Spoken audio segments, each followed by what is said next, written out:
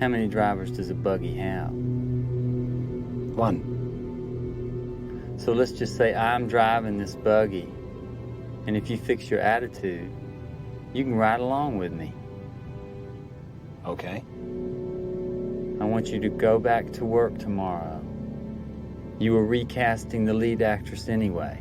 Auditioned many girls for the part. When you see the girl that was shown to you earlier today, you will say, "This is the girl."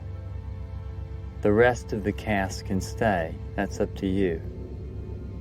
But that lead girl is not up to you. Now you will see me one more time if you do good. You'll see me 2 more times if you do bad. Good night.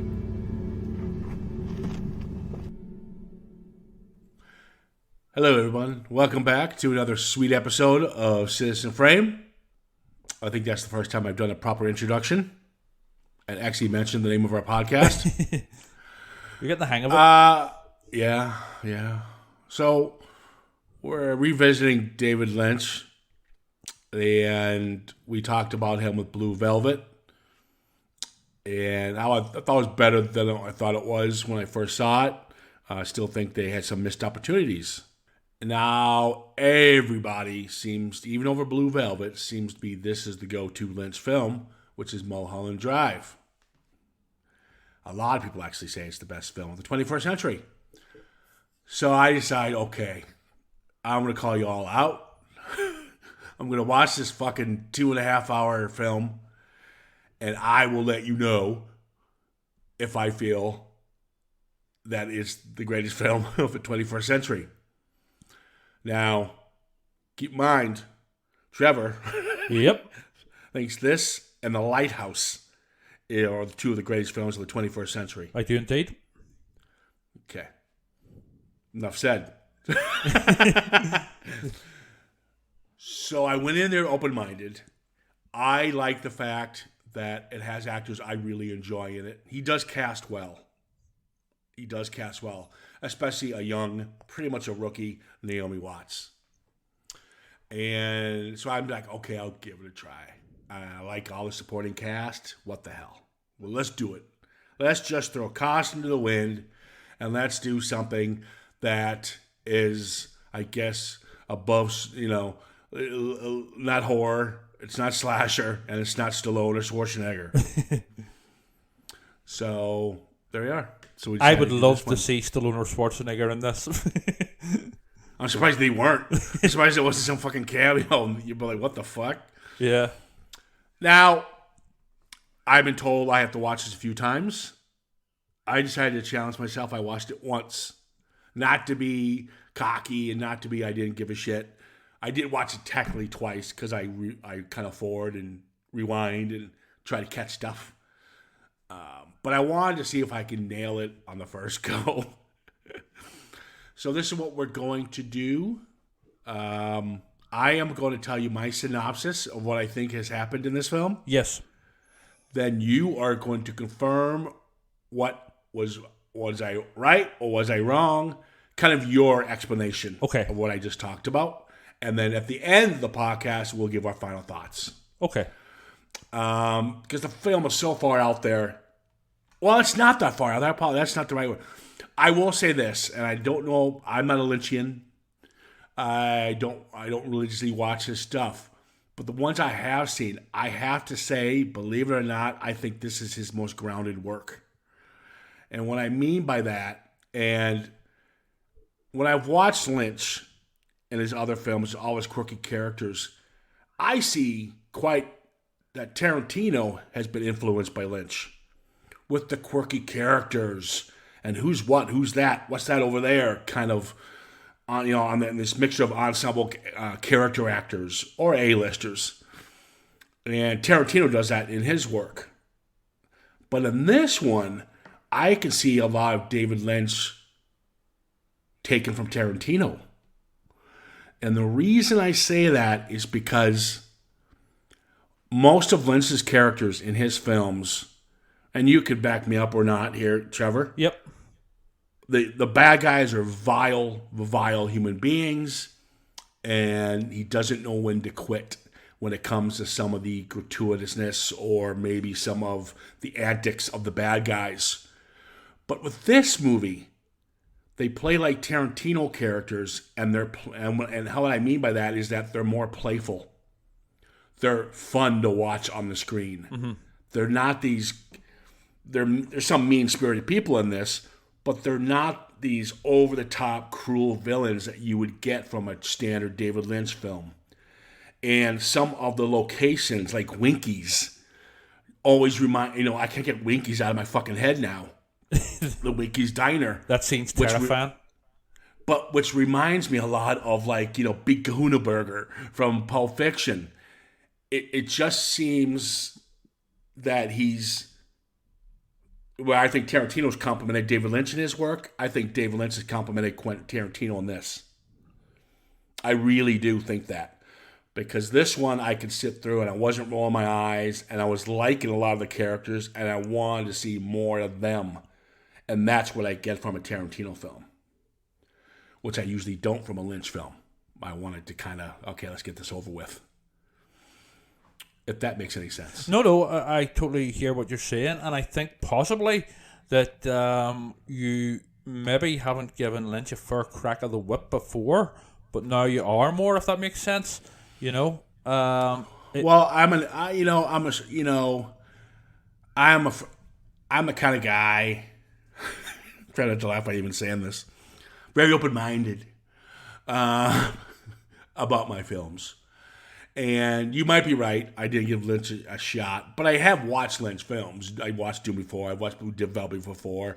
I remember liking Wild at Heart, which I haven't revisited. Lost Highway was a train wreck, as I remember. I know it's not his most liked. I heard it's pretty bad. I seen it. I remember Robert Blake being really fucking creepy in it. Yep. And I remember the really cool Perfect Drug by 9 Inch Nails, I think was the song in it. Mm-hmm. And I never saw Inland Empire.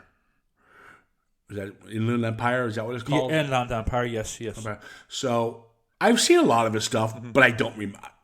Mm-hmm. I got to revisit it like I'm doing now. Yeah.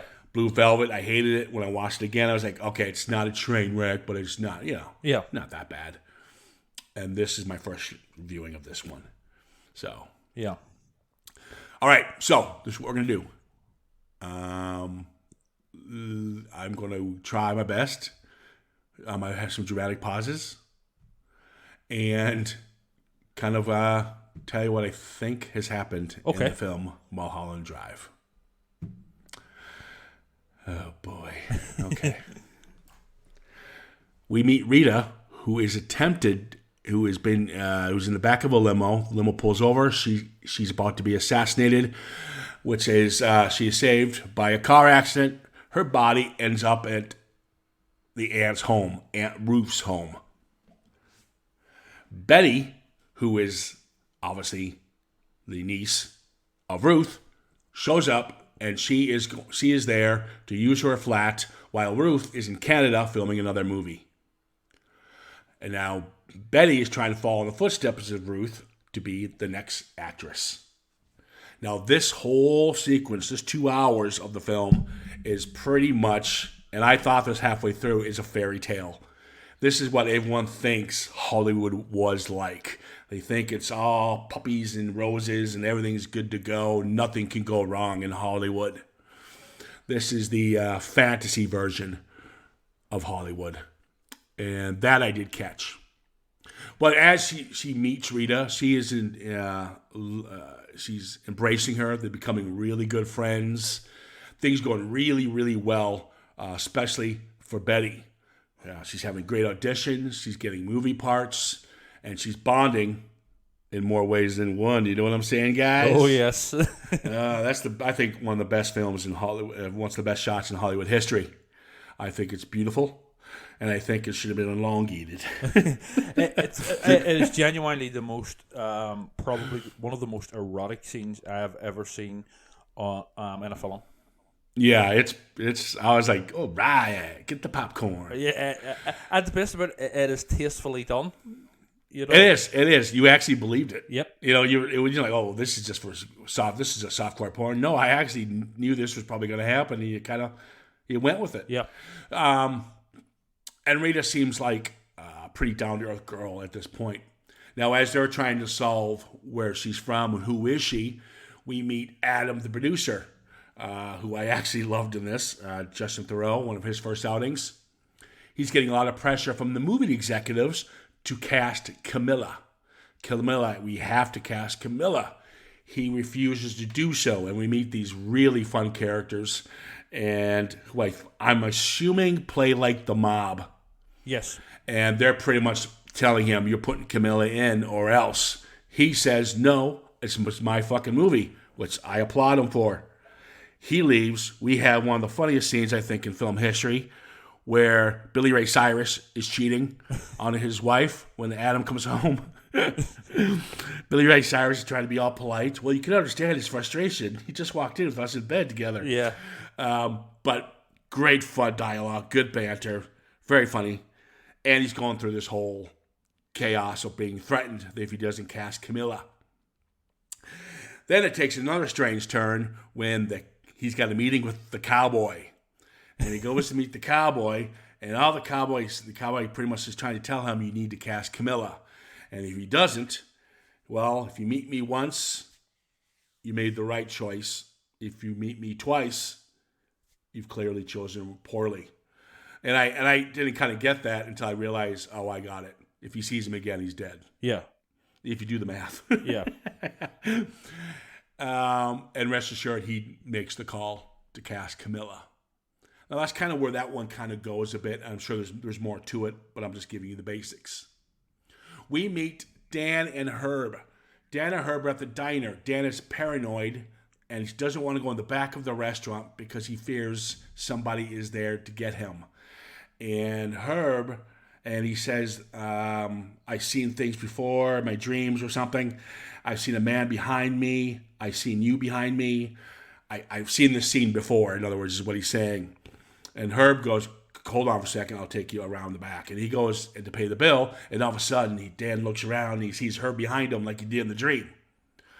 So then they walk around to the side, and then we see the witch, or the bum, or the whatever it is. It's a demon witch bum.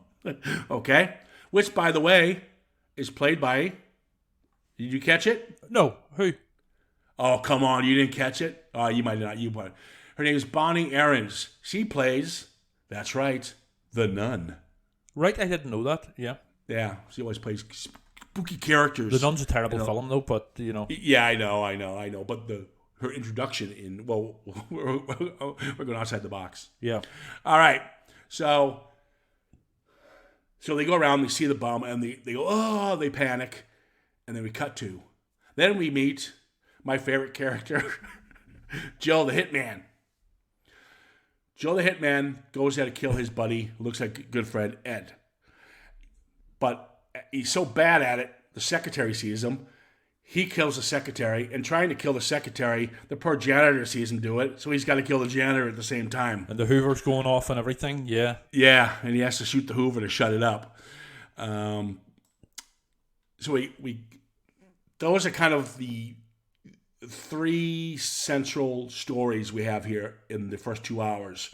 We've got the relationship between Rita and Betty, and then we've got the relationship between Adam and his production team and the cowboy, and then we've got this mystery gunman who's sloppy at what he does, Hitman. So that's where we're at so far. All right? How am I doing so far? You're doing 100%. Wow, I'm doing all right. Yeah. I'm actually, you know what? I'm impressed with myself. I'm proud. I know. Yeah. All right. So as our friendship grows, they find a clue, which I kind of forgot how they found this clue, but you can fill this in later. Mm-hmm. They find Diane. Diane can actually find out who Rita's true identity is. They go. Turns out Diane has swapped apartments with another tenant. They go to Diane's, and there's Diane dead in the bed. We don't know what of, but we will find out it's an apparent gunshot wound. Her body's rotted, decomposing, hence the smell. funny thing, I never caught this. Betty is like, oh my God. But Rita has a nervous breakdown during it. So Rita has obviously some kind of relationship with Diane because she's more traumatized by this scene than Betty is. We're getting there. Yep. Okay, so then they go to a lounge and they're sitting there and they're watching. I have to admit, this singer had me hooked. Yep. Her version of "Crying," I believe it's in French. Spanish, I believe. Oh, Spanish. I was close. Rebecca Del Rio. Okay. Oh, I'm bilingual there. I really knew that one. But either way, it was mesmerizing. And there's a scene where the two girls are sitting there and they start crying, and you're just involved. So emotional. You know, I'm big into movies that bring you in to the film, very atmospheric, I guess you can call it. Yep. And it did. I just sat there and I wanted to watch her the rest of the night. Mm-hmm. Beautiful, incredible. I want to try to get a copy of that. Amazing voice. And they go home after a wonderful day. They see the blue box. They take the key. They turn it. Boom. Roll change. Now we got 25 minutes left in the film. Everything has flipped. That wonderful Hollywood that we all knew Betty from is not the wonderful Hollywood that Betty has. It's a cruel, cruel Hollywood. Betty is actually Diane, the girl we see in the dead body. Her life is in array. Rita is actually Camilla, the one who gets all the parts. Hence the reason why Adam wanted to cast somebody else, but had to go to Camilla. So Rita takes all the parts while gives Diane now little parts, just to kind of gives her, feeds her little parts. I don't know if she's in a drug habit or not, but this Diane is not the Betty that we knew in the last 2 hours. This one is paranoid, frightened, scared, in love with Camilla. Obviously, Camilla doesn't feel the same because we find out that she's pretty much going to be getting married to Adam, who's still the big Hollywood bigwig. There's even a scene in this movie that broke my heart, and that is for Diane when Camilla invites her to this big soiree party where we find out they think that she's this big actress, but all she says is, "No, I won a dance contest, so I came over here to see if I can make it big." And Camilla even kind of ignores her, and she's walking across the table. She's in love with this woman, and she's blatantly making out with Adam and stuff, and you can see the tears welling up in Naomi Watts' eyes. Naomi Watts is incredible in this scene, and you never feel so sorry for somebody, but she is officially broken. She can't have what she wants. It's not the dream-like Hollywood she thought it was. Her life is pretty much in the toilet, and there's not much she can do. Now we come to Joe. Joe is an assassin, a competent one, and he is hired by our girl Diane to kill Camilla. He gives her the blue key, the key we keep that opens the box, the key that holds the answers to everything. You turn this key. Here's the key. Once you get this key, the job is done. Are you sure you want to do this job? She says, I am more confident than hell to do it. So at the end of the day, Camilla is assassinated by Joe, who's now actually a competent assassin. And by doing so, Diane is driven with complete guilt. We find out that she has gone through this massive clinical depression. She has decided during her deep sleep depression, she has conjured this fantasy of what she wanted life to be like with Rita and Betty. But this, and then that's the alternate universe. But in this universe, she wakes up, she's still there, Camilla's dead, so she kills herself with the gun. And that's it. Ciaran, you nailed it. Serious? What? That's it? I got it right? You got it right. Yeah, I mean, I'm very impressed. Yeah, to be honest, I thought this was going to be. I'd prepared myself for a podcast of me and you arguing, and you going, "What the fuck is all that about?" That shit. No, you fucking nailed it. I'm well pleased. So yeah. Wow. Yeah. Well, there you go. Well, see, I'm gifted, Trevor. Well, yeah, you get I'm Lynch. gifted. You're one of the gang. You're one of the elite crew. No. I just listen. I think what really helps this film is the characters. You want more of them. And the performances. Even the Detective McKnight. I'd love to see. God love him. He's passed away. Forrester. Yes.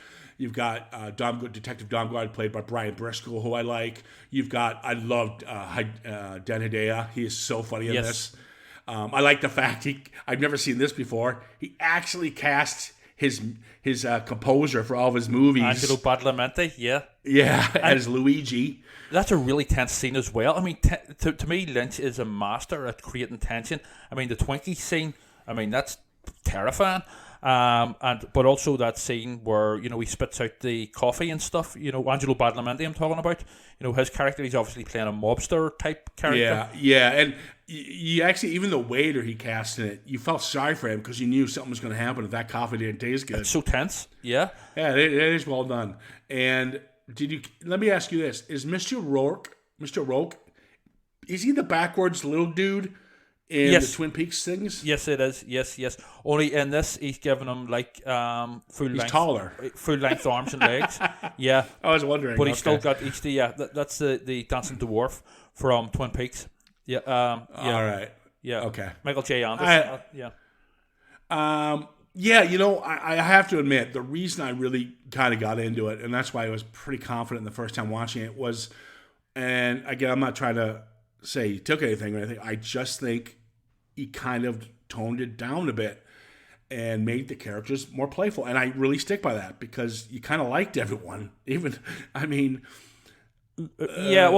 you say, the characters, they're fully rounded characters, and essentially everything in the dream, which is the first 2 hours of the film, the first 2/3 of the film, is in her head. Diane has this perfect sort of fantasy world. She's a brilliant actress.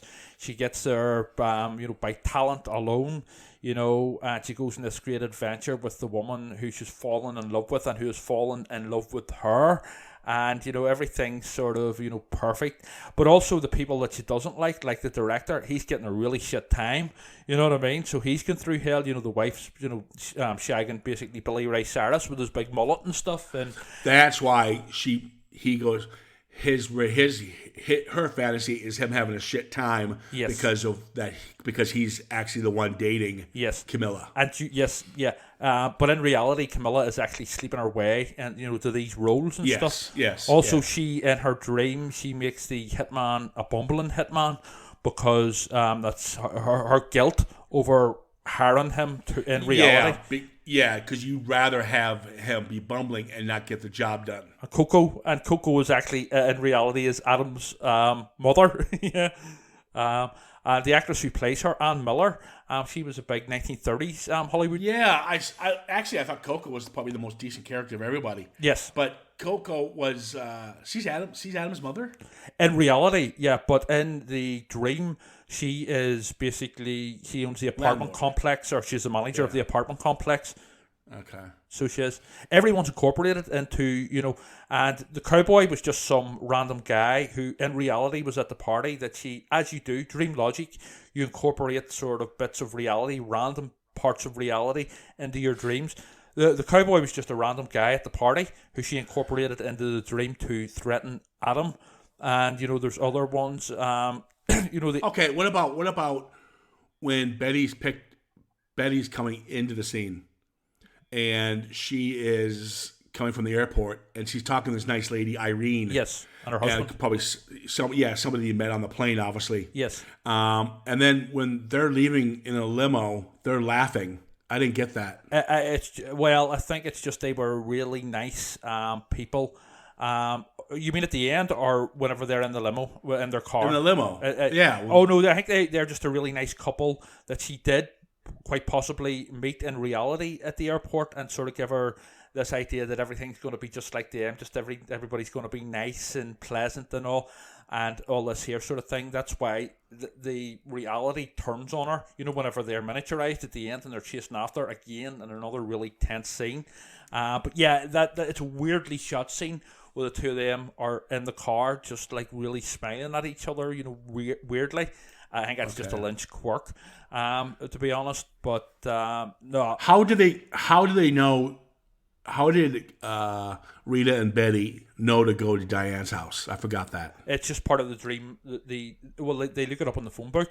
What it is, Rita sees the waitress in Twinkies. Has the what do you call it? What's it? Well, no, it's Winkies, isn't it?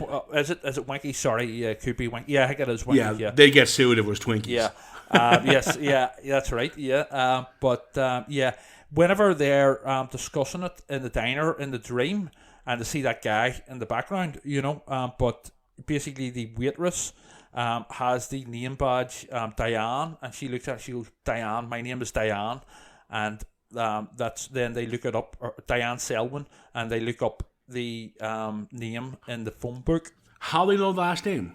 She remembers it after seeing the waitress's name tag. No, the last name. I think she remembers it then, yeah. Whenever she sees the name tag, she remembers. That's when she remembers. Oh, the whole name. The whole name. Yes, okay. yes. I believe so anyway. But yeah, then they go on. Obviously, that's really, Naomi Watts, Diane, in reality, her body on the bed, And the bum is guilt. Yeah, pretty much. And the box represents truth and reality, Yeah, and once she took the key and opened it, that's why everything turned, because Pandora's box. And the bridge scene of basically the bridge of the sort of dream world and the real world is Club Silencio. Also, did you notice? And it's not like Lynch to put Easter eggs in his films, but there is a massive Twin Peaks Easter egg in Club Silencio. Are you into Twin Peaks? You're not really into Twin Peaks, sure you're not? No. If you look closely in the background, whenever Diane and Betty come into Club Silencio, into the theatre, in the background, Laura Palmer and Ronette Polanski from Twin Peaks are sitting there. So to me, that also, played by the same actresses, to me that also ties this film into Twin Peaks, the same universe. Oh, okay. No, I didn't catch that. Yeah. I'm glad it wasn't in the Twin Peaks universe, because what I liked about it is the first, like I said, the first 2 hours are pretty much this dream-esque, so you can kind of get away with being a little quirky, like stuff you guys like. Yeah. And you can kind of, so, but the second act brings it to full circle and clarity of what's really happening. And it does it where you understand it. Yes. And it doesn't leave you with, what the fuck? It makes complete sense. It makes complete sense. Yes. Oh yeah. So he can get away with it. You know what he also does, which I think is funny, and we talked about this with Blue Velvet, and we talk about with Tarantino quite a bit. And when I see in this film, I do see Tarantino take it from Lynch and vice versa. And the big one is, and Zombie does it too, David Lynch, Tarantino, and Zombie. But you don't know what year it is. You don't know what time era it is. There's a lot of 50s. A lot of, she even mentioned she won a swing contest or a jitterbug contest, and you never see any modern technology. It's a lot of it's located in a diner. Yep. The clothing no is mobile even phones. really not. It's so it you don't know. Yeah. Where you are here, and he does that with all of his films pretty much. It's basically Lynch's two fingers up to Hollywood. It's about the dark side of Hollywood.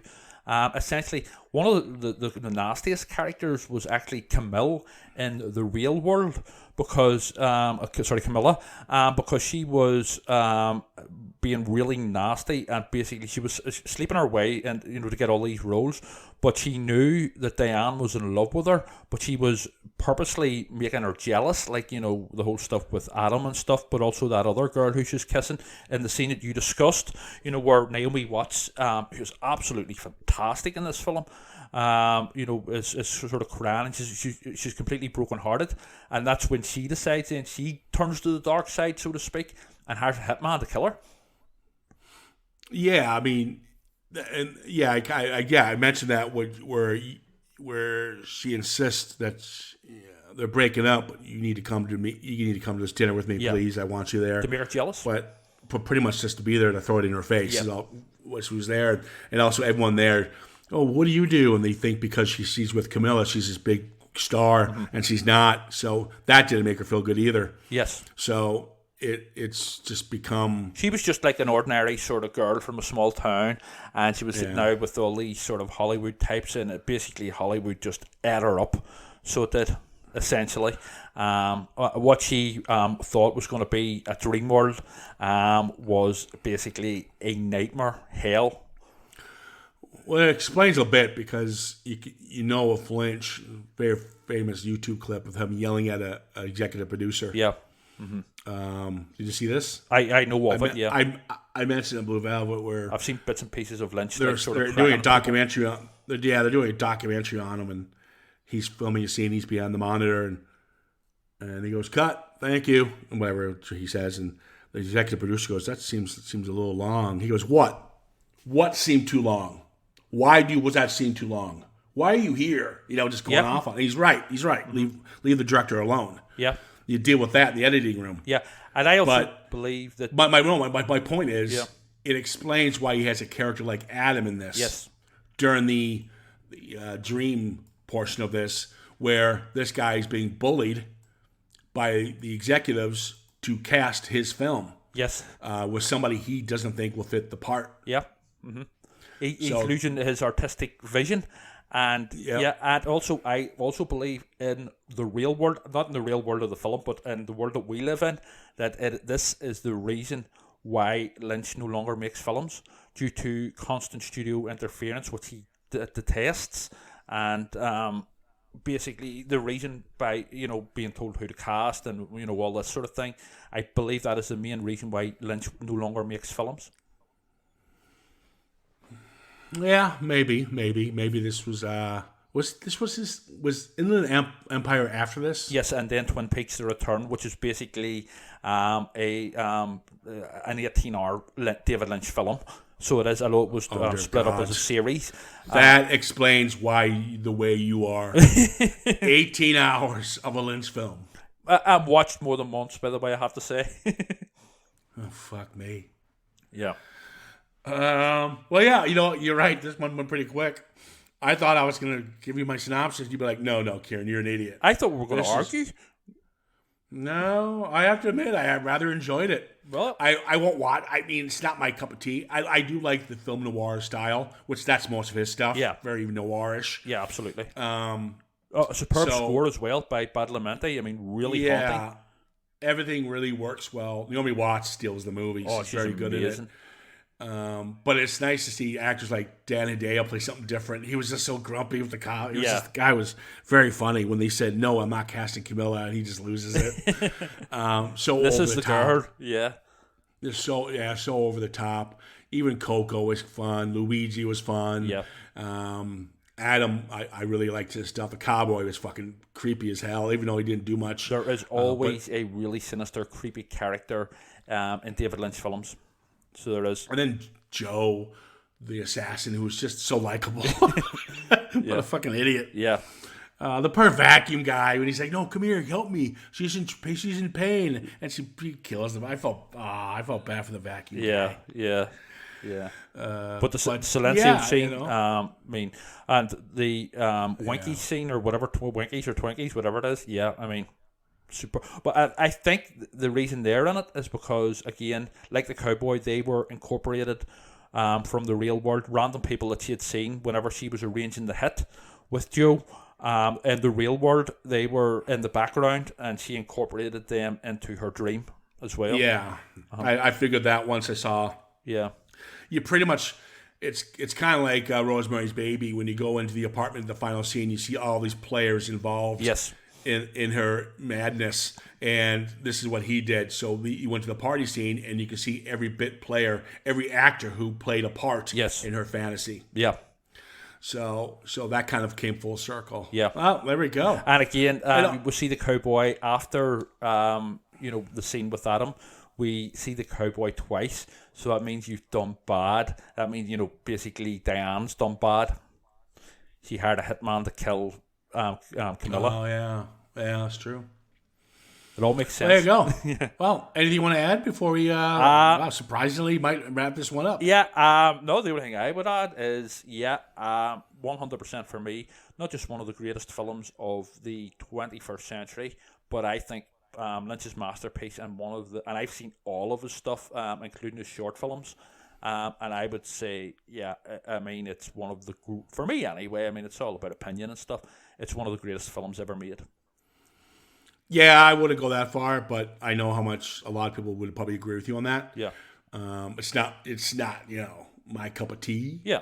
But I actually think it's his best film too, to what I remember, the ones I have seen. It's much, much, much, much, much better than Blue Velvet. I like the characters. I like the quirkiness of it. It was 2.5 hours and it flew by. Yes. And he was smart by giving us the dream 2 hours in, and then the last 30 minutes explaining everything. Because once that you hit the 2 hour mark, you think people will be like, "Oh God, here we go." But that last 30 minutes, you're actually more into it now because you want to know what the fuck what just happened. So it's kind of like watching a whodunit, but for the last 30 minutes, you're sitting in a room with all the suspects, and you want to know who it is, and they're going through each one. Yeah, and that's how it plays out. And it's well paced, fantastic acting, especially from Naomi Watts, and the supporting cast themselves, of course. And I was pleasantly surprised that it's it definitely plays like a I was watching like a Touch of Evil or something from the 50s. Yeah, I think a big influence on Lynch in general, Sunset Boulevard, Wizard of Oz as well, Oh God, yeah, I can see. There's a lot of Wizard of Oz in a lot of Lynch films. Yeah, a lot of little people. Yeah, well, no, but even basically, I would say, and there's the dream motifs as well. There's always stuff to do with dreams and stuff. Yeah, I think I like it because it's a little more grounded Lynch. Whether you see it or not, I do. I see it a lot more grounded. I get what you're saying. Yeah, there's a lot more restraint.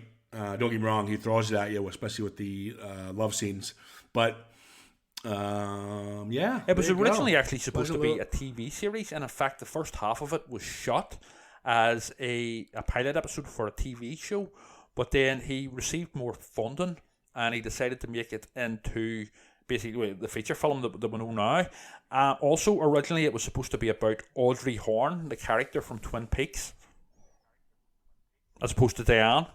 Oh no, I think this does better as a movie, and also I think people who go back to the well too much kind of here we go, Twin Peaks again. Tarantino does it himself sometimes too.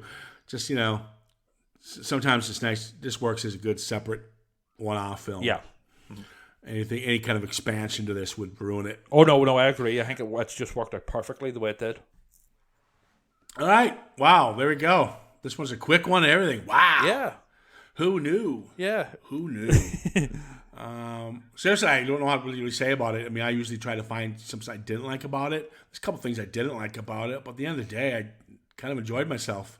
I just sat back and it was the last 30 minutes that saved this film. I was like, oh, where are we going here? I'm like, oh, fuck, what's he doing? Yeah. And once the box opens, I'm like, oh, fuck, there's like dwarfs coming out now or something.